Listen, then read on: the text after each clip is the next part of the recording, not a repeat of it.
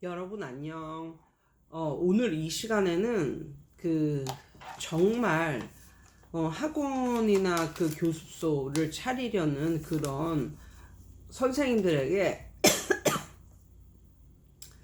그런 선생님들이 절대로 망해서는 안 되잖아. 그러니까 그런 선생님들에게 진짜 아무것도 모르는 그런 선생님들이 크게 사기를 당할 수 있는 두 가지에 대해서 말을 해줄게. 내 예전 영상에서도 내가 말했듯이 이 학원 사업이라는 게 어떻게 보면 굉장히 좋은 게 뭐냐면 다만 떡볶이집을 해도 아니면 다만 치킨집을 해도 자본금 그냥 이것저것 다 합쳐서 1억은 쥐고 있어야 뭔가를 시작을 한다고. 다만 카페를 해도 그렇고 뭐 치킨집을 해도 그렇고 떡볶이 장사를 해도 그렇고 인테리어에 뭐에 아무튼 한 1억 정도는 쥐고 시작을 해야 되거든. 그런데 학원 사업 같은 경우는 있잖아, 뭐 집에서 공부방을 할 때는 100만 원 이하, 내가 그랬지 예전에. 그리고 뭐 교습소를 한다고 해도 뭐 인테리어 뭐 신경 쓰고 아무리 난리를 쳐도 5천만 원 이하야. 5천만 원 이하. 그리고 학원도 역시 마찬가지로 뭐 인테리어하고 어쩌고저쩌고 해도 5천만 원 이하로 시작을 할 수가 있어. 그리고 시작을 할 수가 있고, 이게 인테리어에 엄청나게 뭐 쳐 바르고 이래야만 뭐 좋은 뭐 소문이 나고, 이렇지 않고 인테리어 대충 하면 뭐 나쁜 소문이 나고, 이런 것도 아니야. 이런 것도 그냥 잘 가르치면 그냥 입소문으로 인테리어는 뭐 그냥 그저 그래도 아주 후지지만 않으면 인테리어는 뭐 그저 그래도 그냥 선생이 잘 가르치고 뭐 이러면 그냥 소문이 나서 또 잘 되는 게 또 학원 이 사업이잖아. 그런데 내가 이렇게 보면 이렇게 다른 거에 비해서 망할 확률도 낮고, 망한다고 해도 자신의 인생에 큰 데미지를 주지 않는 점이 학원 사업이 그게 장점인데, 이럼에도 불구하고 학원 사업으로 크게 망해가지고 인생이 흔들리고 큰 돈을 손해를 보는 이런 선생님들이 가끔 있거든. 그런데 그런 선생님들 중에 대부분은 이 내가 지금 말하는 이 두 가지에 해당을 해. 이 두 가지에. 첫 번째 것이 뭐냐면 권리금을 많이 주고 들어가는 곳이야. 그러니까 권리금을 왜 많이 주겠어? 그만큼 많은 아이들이 다닌다고 해서 그 아이들을 넘겨주는 조건으로 권리금을 많이 받아 먹는 거잖아. 그런데 이걸 알아둬야 돼. 선생님들이 강과하고 들어가는 게 있는데, 그 선생님들이 받을 학원에 다니고 있는 학생들은 1년이나 2년, 3년 동안 묶여서 그 오너가 바뀐다고 해도 절대로 못 나가는 그런 체제 속에 있는 애들이 아니라고. 그 애들은, 모든 학원을 다니는 애들은 언제든지 자기가 그만두고 싶을 때 그만둘 수 있는 애들이야. 다시 말해줄게. 선생님이 뭐 몇 천만 원 아니면 몇억 이렇게 어떤 학원을 인수를 받았어. 왜 이렇게 돈을 많이 줬냐면 그 학원에 현재 다니고 있는 애들의 숫자가 많기 때문이야. 그래가지고 그 애들의 숫자를 계산해가지고 이렇게 이걸 넘기니까 이렇게 돈을 다 해가지고 이 선생님이 이제 돈을 주고 그 학원을 받는 시스템이잖아. 그 권리금을 준다는 게. 그런데 그게 그 학원을 다니는 애들은 자유의지가 있는 애들이라고. 그 애들이 오너가 바뀌고 선생이 바뀌는데도 그 학원에 무슨 일이 있어도 3년 동안은 그 학원을 다녀야 된다. 아니면 1년, 2년, 3년 동안 꼭 그 학원을 돈을 내고 다녀야 된다. 그런 거에 묶여 있는 애들이 아니라고. 그 애들은 아무 때나 정말 본인이 원하면 어느 때나 그 학원을 그만둘 수 있는 애들이라는 거야. 그거를 반드시 알아두라고. 학원 다니는 애들은 아무 때나 정말 언제든지 자유의지가 있다니까. 아무 때나 언제든지 학원을 그만두고 싶으면 그만둘 수 있는 체제 안에 있는 게 그 애들이라고. 그러면 생각을 해봐. 선생이 바뀌고 원장이 바뀌어. 그러면 어떤 일이 벌어지냐면 반드시 저항이 생긴다. 저항. 그것은 예전 선생보다 지금 테이크오버 한 그 선생님이 훨씬 능력이 있고 잘 가르치는 선생이라 할지라도 아이들이 저항이 생겨. 왜냐하면 익숙한 대상이 없어졌으니까. 그러니까 사람들이 익숙한 대상을 좀 편안하게 생각하고 이런 게 있잖아. 그래서 그 학원을 테이크오버 하는 그 선생님이 훨씬 예전 선생님보다 잘 가르치고 능력 있고 이렇다 할지라도 저항이 있어.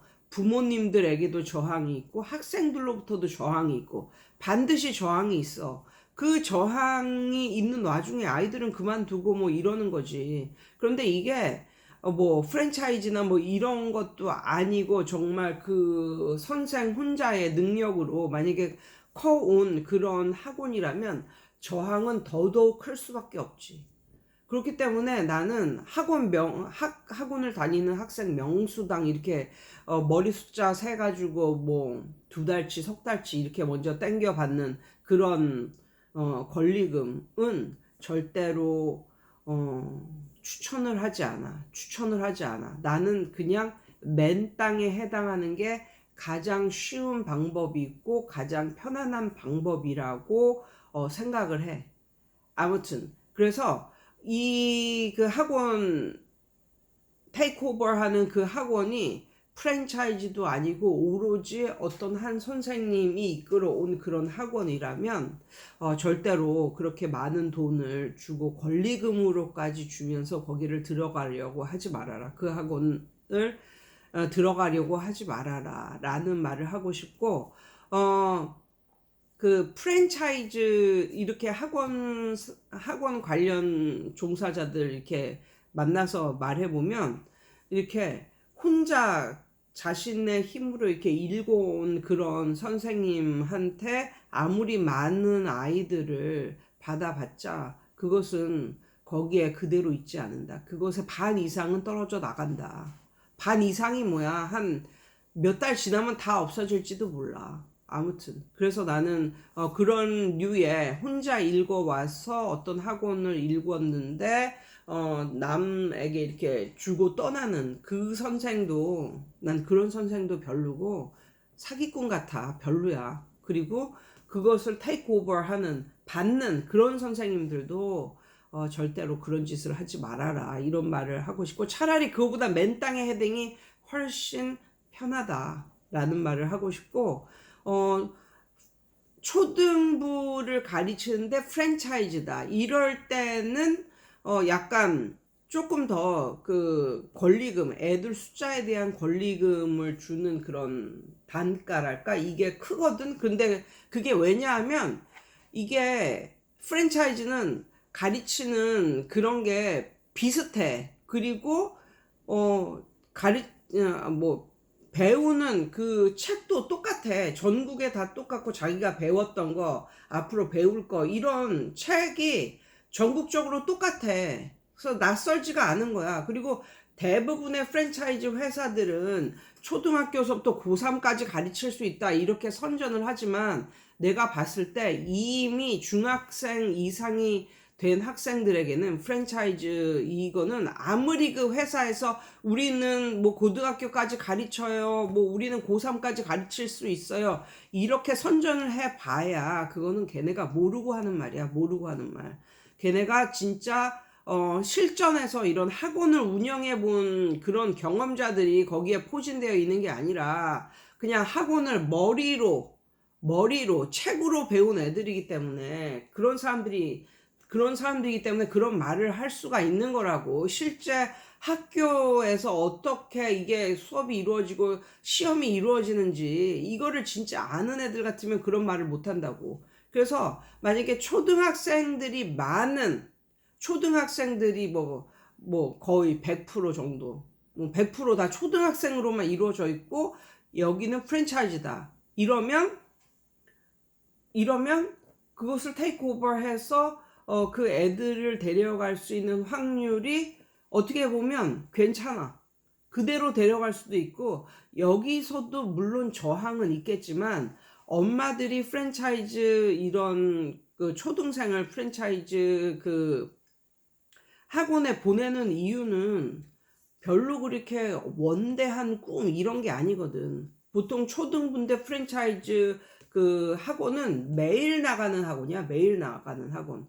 그러니까 이게 애들을 데리고 있어 주는 거, 보육의 개념도 엄청나게 크다고. 보육의 개념도 교육도 있지만 보육, 그 다음에 데리고 있어 주는 거. 그리고 만약에 학원이 좀 커가지고 애들이 끝났는데도 어디 가서 뭐 책 읽다가 뭐 간다든가 뭐 도서실이나 휴게실처럼 애들이 친구들하고 놀다 갈 수 있다든가 뭐 책을 보고 뭐 갈 수 있다든가 아니면 영어로 된 게임이나 이렇게 수업이 끝났는데도 거기에서 1시간 이상 머무르다 갈 수 있는 이런 시스템을 갖춘 그런 학원이라면 더욱더 뭐 이렇게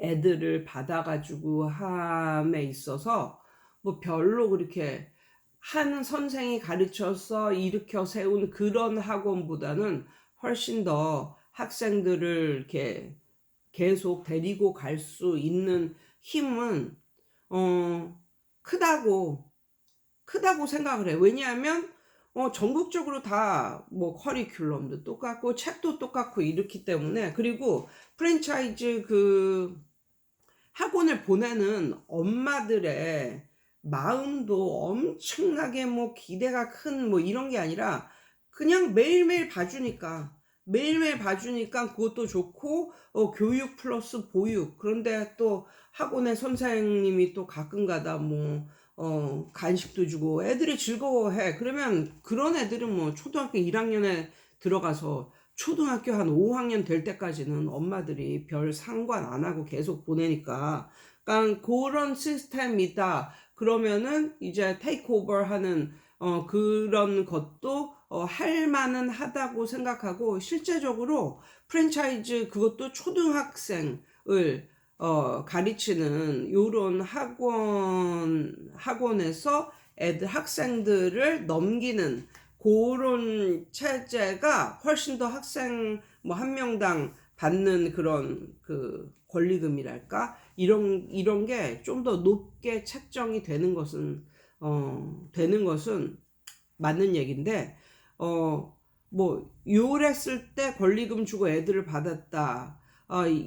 이것도 저항이 딴 거에 비해서 약하기는 한데, 나는 어쨌거나 저쨌거나 뭔가 애들을 받아가지고 시작하는 거는 별로 강추하고 싶지는 않아. 그런데 뭐 받아야 한다면 프랜차이즈에서 회사에서 이렇게 프랜차이즈 학원에서 애들을 받는 게 조금은 더 안전할 수는 있다. 그런 말을 하고 싶고, 또 이런 것들도 있어. 학원을 완전히 교육적인 마인드 그런 게 아니라 진짜 이 장사꾼처럼 이렇게 하는 그런 사람들이 많아가지고, 그러니까는 학원 하다가 좀 학원을 팔 때가 되면 학원이 좀 안 된다 싶어가지고 팔아먹을 때가 되면 거의 막 반값 뭐 이런 프로모션을 하고 막 이렇게 하는 경우도 굉장히 많거든. 막 어드밴티지를 막 주고 뭐 선물을 주고 막 반값 프로모션을 하고 막. 근데 애들은 몰라. 그러니까 엄마들한테 말하는 거니까 엄마들만 아는 거지. 그러니까 그냥 막 애들이 평소보다 더 많이 막 들어오고 뭐 이러는 거야. 그러면 그 학원을 테이크오버 하는 선생님이 또 와서 보면 애들도 많고 이러니까 그 애들 한 명당 원래는 뭐 얼만데 얘네가 반값으로 받았는지 이거는 아무도 모르잖아. 그것은 학생한테 물어봐도 몰라. 그건 엄마들끼리만 아는 거니까. 그래서 만약에 이런 식으로 해서 받았어. 근데 나중에 이제 그 선생님은 학원비가 이렇게 책정이 되어 있으니까 이걸 받으려고 기대를 하는데 이거를 달라고 이렇게 말하니까 애들이 빠진다는 거지. 알고 보니까 얘네는 반값 프로모션 때 들어오던 이런 애들이었다는 거야. 그러니까 이런 짓들을 많이 하는 그런 많이 하고 넘기고 다른 데 가서 또 열고. 그래서 나는 기본적으로 뭔가 학원을 얼마나 그 본인이 잘 했었는지는 모르겠지만 뭔가 권리금을 받고 응? 딴 데 가서 난 여기서도 이렇게 잘했다 하면서 권리금을 받고 딴 데 가서 차리고 이런 것들도 반은 사기꾼이라는 생각을 개인적으로는 하고 있어.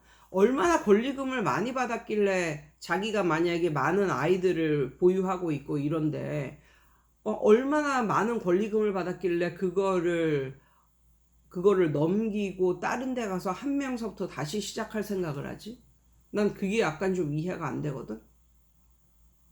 아무튼 그래서 그 뭔가 권리금을 주고 학원을 인수인계 받는다. 이거는 나는 약간 추천해 드리지 않고, 이런 것이야말로 진짜 학원을 해서 망하는, 크게 망하는 이런 사람들을 생기게 하는 그런 거라고 생각을 하고, 나는 맨 땅에 헤딩이 가장 안전하다고 생각을 하는 게, 그 선생님들이 아셔야 되는 게, 학원은 내가 어디에 학원을 차렸어. 뭐 산골짜기에 학원을 차리건 어디에 차리건 학원을 차렸어. 그런데 사람들이 내가 여기서 이 학원을 하는 것을 몰라서 안 와서 망하는 학원은 대한민국 천지에 없다. 그럼 학원이 망하는 메커니즘은 뭔가, 학원이 오픈을 했어. 사람들이 많이 왔어. 근데 그 학원을 체험을 했어. 근데 어떤 이유에서인지 그것은 뭐 그 선생 때문일 수도 있고 뭐 교재 때문일 수도 있고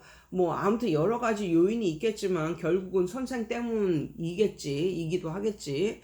아무튼 그래서 뭔가 단점이 너무나 큰 거야. 그래서 다니다가 그 학원을 끊고 나가면서 이 학원에 대한 나쁜 소문을 사람들이, 소문을 퍼뜨리는 것보다도 그냥 별로 안 좋다고, 다녀보니까 별 볼 일 없다 내지는 다녀보니까 안 좋다 이런 말을 하겠지. 소문은 굉장히 빨리 퍼지니까. 그래서 망하는 거지. 처음 문을 열었는데 여기 와서 다녀보는 사람들이 없어. 그러니까 문을 열고 들어오는 사람들이 없어서 결국은 망했다. 이런 학원은 대한민국에는 없다.